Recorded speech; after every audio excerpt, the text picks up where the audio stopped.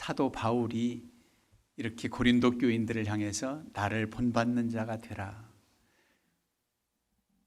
이 말했다고 교만해서일까요? 교만한 마음으로 한 거 아닙니다.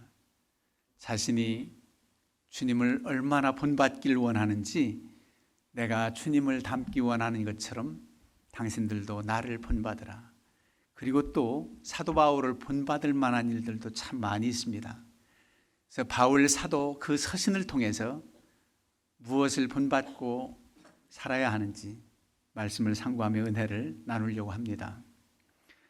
고린도 교회는 참으로 하나님의 은혜를 입어서 그렇게 많은 우상 숭배, 다른 신을 섬기는 그런 지역에서 그리스도의 복음을 받아들이고 크리스찬들이 된 사람들입니다. 여러분, 아데미 신전 생각나지요? 심지어 어느 곳에 가니까 알지 못하는 신에게라고 써놓은 그런 곳에도 절하고 하는 사람들, 그런 이들이 주님을 믿기로 작정했다는 것은 대단한 겁니다. 그런데 예수 그리스도를 믿고 산다고 하지만 아직도 변화되지 못한 모습이 그들에게 있어요. 그래서 사도 바울은 그렇게 사랑을 강조하고, 그리고 분파, 이렇게 서로 파당을 지어서 살아가는 모습이 너무 안타까워서 권고를 합니다. 나는 바울에게 속했다, 나는 아볼로에게 속했다, 나는 게바 베드로에게 속했다, 나는 그리스도에게서 속했다. 한마디로 나는 바울파야, 나는 아볼로파야, 나는 게바파야, 그리스도파야. 그럴 수가 없다는 겁니다. 나는 심었고 아볼로는 물을 주었으되 오직 자라게 하시는 분은 하나님이시다. 우리가 나타날 일이 없어요. 사도 바울이 고린도 교인들 중에 나를 지지하는 사람 많아, 그래서 자랑하거나 우쭐하지 않습니다. 오히려 안타까워해요. 왜 분당 파당이 있느냐 말이죠. 오직 그리스도를 중심으로 살아가야 되는 그들에게 주님을 본받는 나를 본받으라, 주님 본받고 살길 원하는 나를 본받으라, 그렇게 권면해요. 그래서 다른 서신서에 있지 않는 고린도전서 4장과 11장, 오늘 본문 우리가 읽은 1절 두 군데만 나타나요. 4장 16절에 그러므로 내가 너희를 권하노니 너희는 나를 본받는 자가 되라. 오늘 11장 1절에 내가 그리스도를 본받는 자가 된 것 같이 너희는 나를 본받는 자가 되라. 그렇습니다. 나를 본받으라. 여러분, 자녀들에게, 믿음의 후배들에게 나를 본받으시오, 내가 다 100% 완전해서가 아니라 나의 이 장점은 너희들이 본받길 원한다, 그런 마음들이 있을 거예요. 바울 사도 그의 삶을 통해서 보여진 그런 아름다운 믿음의 삶을 우리도 본받길 원해요. 그러니까 예수 그리스도의 부름을 받은 이후에는 철저한 소명감이 대단했습니다. 소명감. 하나님이 부르셨다는 거지요. 그래서 그의 서신서 13권 중에 8군데에서 항상 1장 1절에 그렇게 나타납니다. 로마서 1장 1절에도 예수의 그리스도의 종 바울은 사도로 부르심을 받아 주님께로부터 부르심을 받았다는 거예요. 하나님의 뜻을 따라 그리스도 예수의 사도로 부르심을 받은 나 바울, 우리 구주 하나님과 우리의 소망이신 그리스도 예수의 명령을 따라 그리스도 예수의 사도된 바울, 하나님의 뜻을 따라 그리스도의 명령을 따라 사도가 된 나 바울이라는 겁니다. 어떤 이들은 사도 바울의 사도성을 의심한 적도 있어요. 12제자가 아닌데 무슨 사도라고 하느냐, 이렇게 오해한 이들도 있어요. 그러나 그는 확실하게 다메섹 도상에서 주님이 부르신, 그래서 이방인의 사도로 세우신 그 사실을 분명히 믿고 그 소명감을 가지고 살아갔습니다. 여러분, 우리도 그런 소명감이 있어야 돼요. 그런 확실한 소명감. 하나님이 나를 택하셔서 자녀 삼아주시고 주의 일꾼 삼아주셨다는 이 소명감. 내가 하고 싶어서가 아니라, 내가 믿고 싶어서가 아니라 주님의 은혜로 불리움을 받고 이렇게 주의 일꾼이 되었다. 연말에 당회 때 담임 목사가 세워서 나는 찬양대원이 됐고 교사가 됐고, 이게 아니라 주님께서 내게 이 일을 맡기셨다, 나를 부르셔서 이곳에 세웠다. 그 소명감이 정말 확실할 때에 참 사명을 가지고 주의 사명 잘 감당할 수 있습니다. 사명감을 가지고 일할 수 있어요. 이러한 소명감 우리도 본받아야 됩니다. 그 다음으로 바울 사도에게서 본받을 만한 일은 회심 이후 변화된 삶을 살았다는 거예요. 예수 그리스도를 믿는 사람들을 핍박하여 그렇게 주님을 욕되게 했던 그가 회심한 이후 주님만을 위해서 살아갑니다. 믿음 없던 이가 예수님을 영접해서 믿는 크리스찬이 됐다는 정도의 삶뿐이 아니라 그의 모든 삶의 목적과 가치관과 모든 것이 다 바뀌었어요. 변화된 삶. 우리는 잘 변화되지 않는다고 그래요. 사람은 잘 안 바뀐다. 성격, 성향 안 바뀐다. 바뀌기 힘들지, 어렵지요. 그러나 아예 안 바뀐다라고 확신하면은 하나님의 절대적인 그 역사와 성령의 능력을 부인하는 자입니다. 달라집니다. 주님의 은혜로 변화됩니다. 주의 은혜에 감격해서 내가 바뀌어지니까 어느덧 내 성격도 성향도 좋은 쪽으로 바뀌어집니다. 좋은 것은 그대로 가고 나쁜 것은 바뀌어져야 되지 않습니까? 그게 바뀌어지는 거예요. 우리 속담은 안 바뀌어진다고 말을 해요. 집에서 새는 바가지, 나가서도 샌다. 검은 개꼬리, 흰 개꼬리 될까? 개꼬리 3년 묵어도 황무되지 않는다. 어렵다는 거예요. 그러나 여러분, 사람은 바뀔 수 있어요. 우리 사람은 바뀔 수 있다고 검은 머리가 흰 머리 됩니다. 하나님의 은혜로 말미암아 가능하단 말이에요. 주님께서 첫 번째 기적이 가나의 혼인잔치집에서 물이 포도주로 변화시킨 바뀌는 기적의 역사입니다. 주님의 첫 번째 역사가 물이 포도주가 되게 하니 그 집이 포도주가 떨어져 가지고 너무 주인이 어려움 당하고 미안하고 손님들 어떻게 하나 당황했을 때 그 집의 문제만을 해결시켜 주시려고 그 기적을 베푼 게 아니라 그 첫 번째 기적을 향해서 주님은 분명히 우리에게 말씀하고 싶은 뜻이 있습니다. 즉 주님은 변화시키러 오신 분이라는 거예요. 물이 포도주로 변화되듯 변화시키러 오신 분. 그래서 주님 안에서 하나님의 은혜를 따라 성령의 능력으로 우리가 바뀌어진다는 말이에요. 놀라운 은혜입니다. 그의 삶은 이제는 자신의 삶이 아니에요. 갈라디아서 2장 20절 말씀 잘 아시지요? 내가 그리스도와 함께 십자가에 못 박혔나니 그런즉 이제는 내가 사는 것이 아니요 오직 내 안에 그리스도께서 사시는 것이라. 내 안에 그리스도께서 사는 삶처럼 살아간다는 겁니다. 이제 예수 그리스도를 믿고.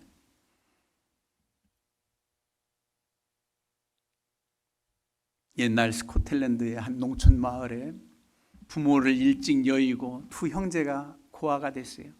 어린 나이에 고아가 됐으니 소득을 어떻게 해서 살 수도 없고 막막해서 굶다가 두 형제가 상의를 했어요. 우리 옆집 할아버지네 양도 많고 부자니까 양 한 마리 훔치는 것 정도는 문제 아니겠지. 그러면서 양을 훔쳤어요. 그런데 발각이 돼서 그 할아버지가 너무 지나치게 그 어린 것들 이마에 화인을 찍어줬어요. 화인을. ST라고. ST. 양도둑이라는 거지요. Sheep thief. 양도둑. ST. 그것이 그에게 올무가 돼서 다 이마를 보면서 두 형제들을 향해서 양도둑이라고 손가락질하고 너무 견딜 수가 없어요. 형은 화병으로 죽고 동생은 또 이사 다녀봤지만 이사 간 곳에서도 그래요. 그래, 내가 양을 훔친 것은 잘못이지. 아무리 배가 고파도 그러면 안 되는데 그걸 시인하고 그는 잘 제대로 살았습니다. 열심히 살았어요. 나중에 부유해서 어린아이들도 돕고 참 돕는 인생으로 살아갔어요. 그런데 옆집 할아버지네 손자가 그 화인 찍힌 그 할아버지 말을 하면서 이 우리 옆집에 있는 할아버지 왜 이마에 ST가 이렇게 새겨져 있느냐고. 그러니까 자기의 그 할아버지가 다 그 사실을 알지만은 양도둑이란 말을 하지 않고 그 ST는 세인트라고 하는 성자라는 뜻이야. 그렇게 삶이 바뀌어졌다는 거예요. 양도둑의 이름이 해석이 달라지지 않습니까? 우리는 하나님의 은혜로 우리의 의지보다도 성령의 능력으로 바꿔질 수 있는데 우리는 그저 내 이 못난 성격 이해하라고. 물론 어려운 사람, 받아들이지 못하는 사람을 내가 이해하는 것도 내가 바뀐 겁니다. 저 사람을 용서하는 마음, 이해하는 마음도 내가 바뀌어서 그게 가능하지요. 그런데 상대편의 배려만을 생각하지 말고 내가 주님의 은혜를 힘입어서 바뀌어질 수 있다는 사실을 믿고 기도하면서 달라지면 됩니다. 그런즉 누구든지 그리스도 안에 있으면 새로운 피조물이라. 이전 것은 지나갔으니 보라 새 것이 되었도다. 얼마나 감사한 말씀입니까? 주님 안에서 새 것이 됐다.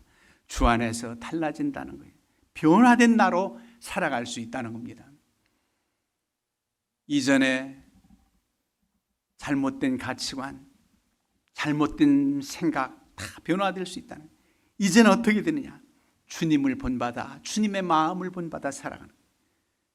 주님 닮기 원합니다. 진심으로. 신자 되기 원합니다. 진심으로. 그래서 주님을 본받는 자가 된다. 그런 열정이 있는 것처럼 당신들도 나를 본받으라. 여러분, 하나님 잘 믿는 저 사람, 나도 하나님을 잘 믿어야지 하는 그 열정을 본받으라는 겁니다. 그리고 주님의 마음, 성품, 주님의 온유하고 겸손하신 모습을 본받으라는 겁니다. 제가 젊은 날에 토마스 아켐피스의 그리스도를 본받아라는 책을 읽고 참 많은 감명을 받았습니다. 여러 내용이 있지만 가장 강조한 것이 주님의 겸손하심을 본받으라는, 겸손을 본받으라. 빌립보서 2장 5절 말씀, 너희 안에 이 마음을 품으라. 곧 그리스도 예수의 마음이니 그는 근본 하나님의 본체시나 하나님과 동등됨을 취할 것으로 여기지 아니하시고 오히려 자기를 비워 종의 형체를 가지사 사람들과 같이 되셨고 참 하나님이신데 인간의 모습으로 낮춰서 오셨다는 거예요. 자기를 낮추시고 죽기까지 복종하셨으니 그 십자가에 죽으심이라. 우리 주님이십니다. 그래서 그 주님의 온유하고 겸손하신 모습, 주님의 성품을 본받으라. 주님의 삶을 본받으라. 주님의 사랑과 공의로우심을 본받으라. 누가 주의 마음을 알아서 주를 가르치겠느냐? 그러나 우리가 그리스도의 마음을 가졌느니라. 여러분, 주님의 마음을 가지면 그래도 많이 주님을 닮아가 살아갈 수 있습니다.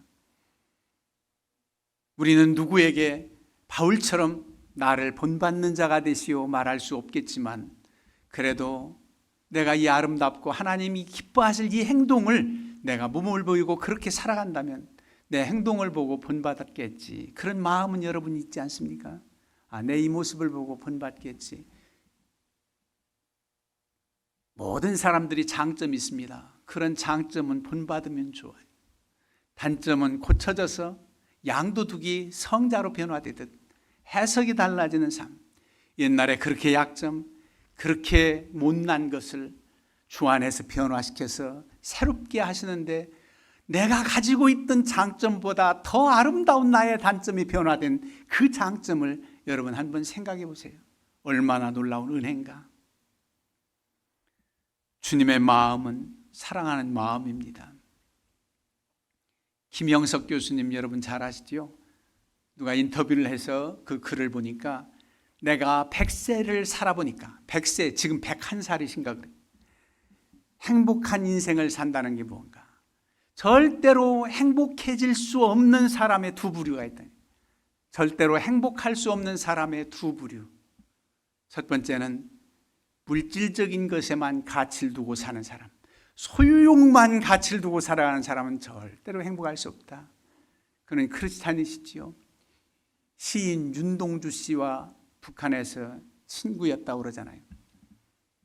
절대로 물질욕, 소유욕, 명예, 권세욕 그것만을 추구해서 행복해질 수 없다. 정신적 가치가 얼마나 큰지를 알아야 된다. 그랬습니다.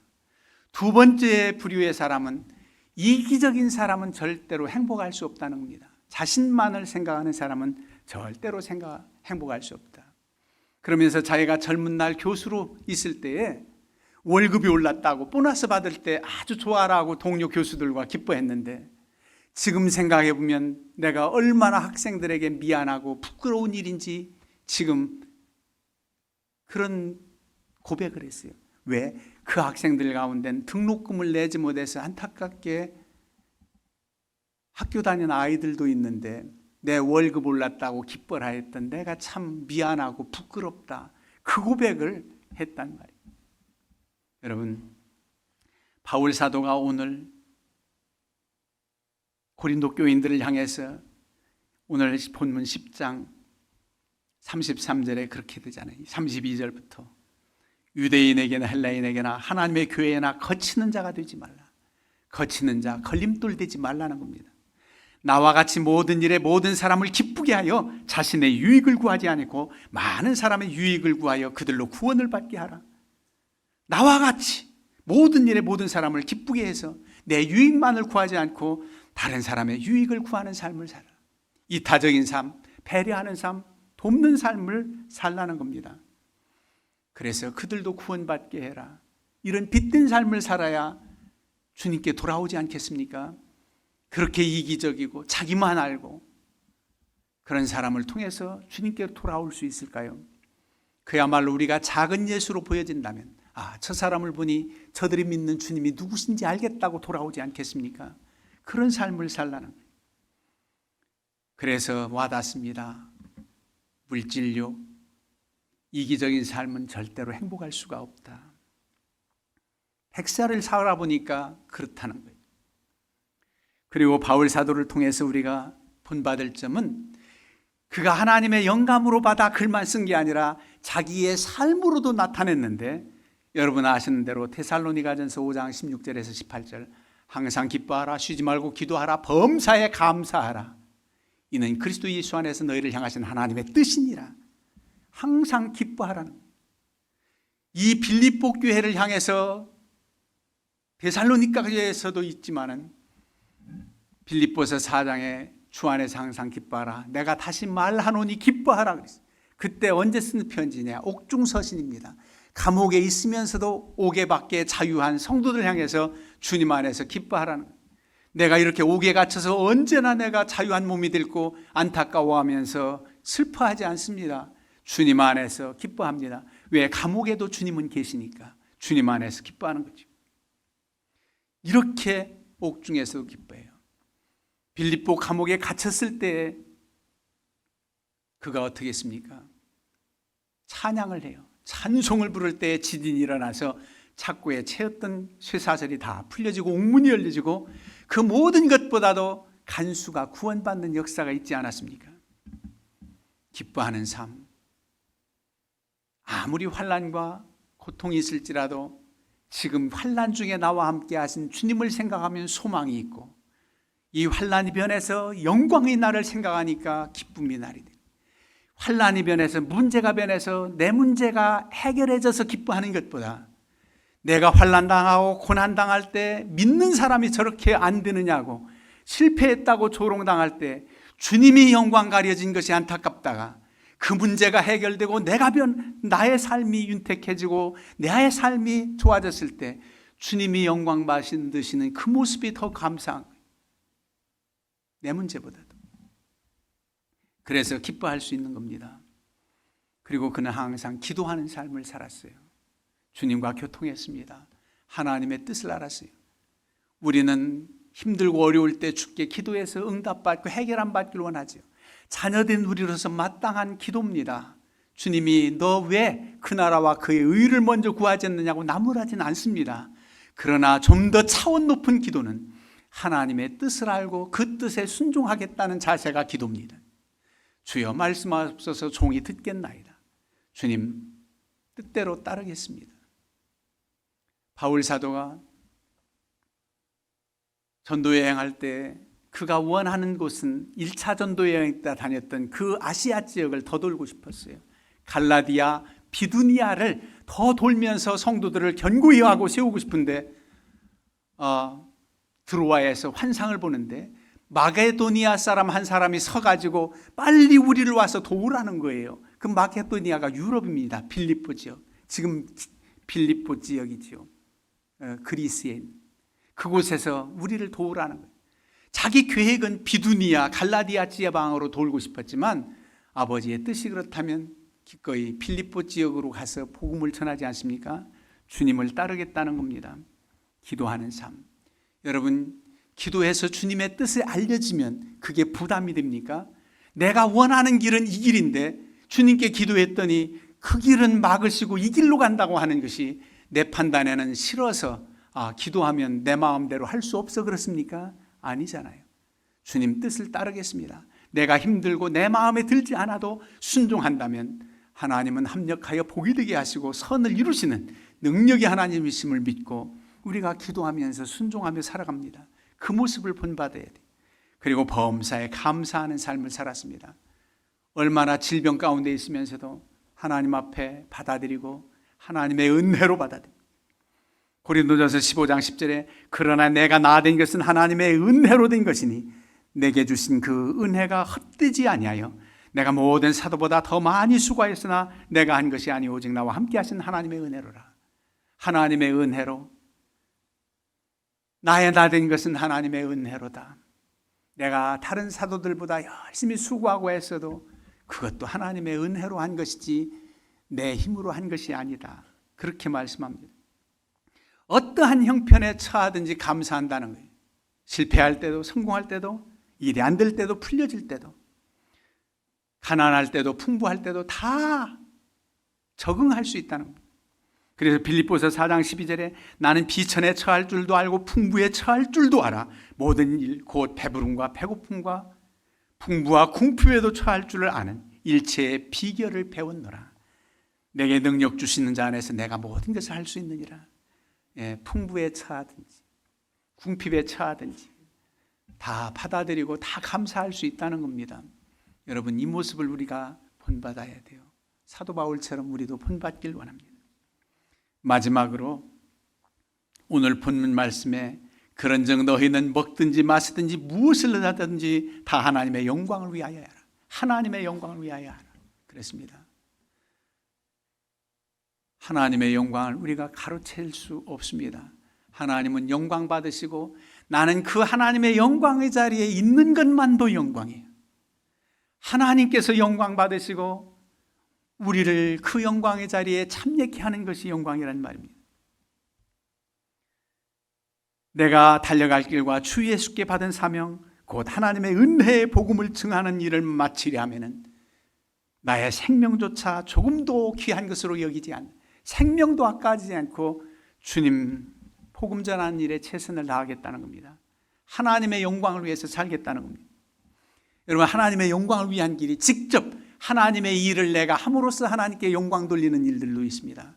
이렇게 하나님 앞에 예배 봉사자로서, 여러 가지 주의 일의 충성자로서, 선교지에서 선교사로서 직접적으로 하나님의 영광을 위해서 하나님의 일을 하는 경우 있어요. 찬양대원으로서, 교사로서, 식사당번으로서 이름 없이 빛도 없이 하나님의 일을 하는 것 다 하나님의 영광을 위해서 하는 거지요.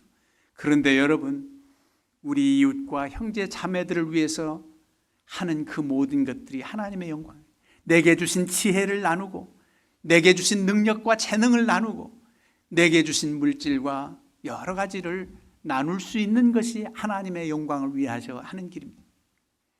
결단코 이기적인 삶, 자신만을 위한 삶에서 행복할 수 없습니다. 공동체가 함께 기뻐하고 함께 누리는 기쁨은 혼자 느끼는 이기적인 기쁨보다 헤아릴 수 없는 기쁨이 충만하단 말이에요. 그걸 우리는 압니다. 그래서 그렇게 살아야 된다. 우리가 지난번 그렇게 태풍과 비가 많이 내려서 피해를 당한 지역들이 참 많았잖아요. 우리는 흔히 말합니다. 감사해서 하지요. 천안은 이름 그대로 하늘 아래 편안한 동네라 큰 어려움 없이 잘 지내갔어. 참 감사해. 이것으로만 우린 끝이면 안 되지 않습니까? 다른 지역 아픔을 생각하고 우리가 헌금하고 기도해주고, 이 아픔이 내 아픔으로 오는 것이 주님의 마음이에요. 지금 우크라이나와 러시아의 전쟁 때문에 너무 고통받는 이들이 아픔을 와서 매일매일 주님 앞에 호소하지 않을 수가 없어요.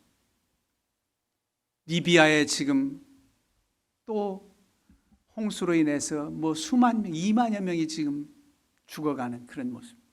다 아픔입니다.